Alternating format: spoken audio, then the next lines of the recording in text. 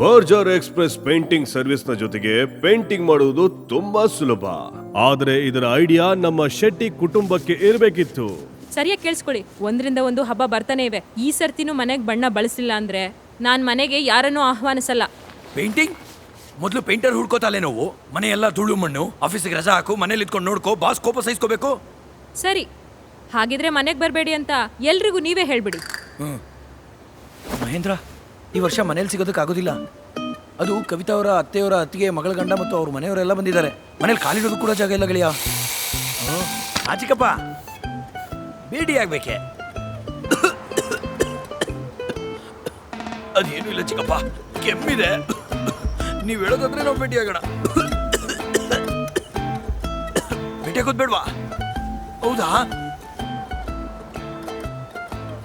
ಇಲ್ಲಿ ನೋಡಿ ಚಿಕ್ಕಪ್ಪ, ಕವಿತಾ ಮನೆ ಬಿಟ್ಟು ಹೋಗ್ತಾ ಇದ್ದಾಳೆ. ಕವಿತಾ! ಚಿಕ್ಕಪ್ಪ, ನಾನು ನಿಮಗೆ ಮತ್ತೆ ಕಾಲ್ ಮಾಡ್ತೀನಿ. ಕವಿತಾ, ಗೆಳೆಯ ಮನೇಲಿ ನೀರೇ ಬರ್ತಾ ಇಲ್ಲ. ಸ್ನಾನ ಮಾಡೋದಕ್ಕೆ ಮಾಲ್ಗೆ ಹೋಗ್ಬೇಕು. ನೀನು ಬಾ, ಮಾಲ್ಗೆ ಜೊತೆಗೆ ಹೋಗೋಣ, ಮಜವಾಗಿರುತ್ತೆ. ಮಗನೇ, ಫೋನ್ ಯಾರ್ದು ನೋಡು. ಹಾ ತಾತ, ನೀವು ಬರ್ತಿದ್ದೀರಾ? ಅದು ತಾತ, ಅಮ್ಮ ಅಪ್ಪನನ್ನು ಬಿಟ್ಟು ಹೋಗ್ತಿದ್ದಾಳೆ.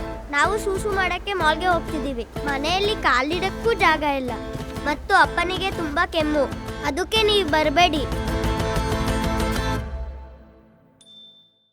ಮನೆಗೆ ಪೇಂಟಿಂಗ್ ಮಾಡುವುದನ್ನು ತಪ್ಪಿಸಲು ಅರ್ಥವಿಲ್ಲದ ಕಾರಣಗಳನ್ನು ನೀಡುವುದನ್ನು ಬಿಟ್ಟುಬಿಡಿ ಮತ್ತು ಬರ್ಜರ್ ಎಕ್ಸ್‌ಪ್ರೆಸ್ ಪೇಂಟಿಂಗ್ ಅನ್ನು ಮನೆಗೆ ಕರೆತನ್ನಿ.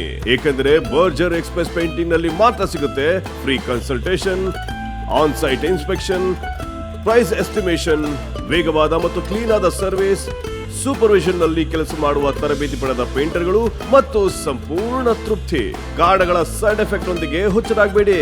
ಬರ್ಜರ್ ಎಕ್ಸ್‌ಪ್ರೆಸ್ ಪೇಂಟಿಂಗ್ ನೊಂದಿಗೆ ಪೇಂಟಿಂಗ್ ಮಾಡಿಸುವುದು ಈಗ ತುಂಬಾ ಸುಲಭವಾಗಿದೆ.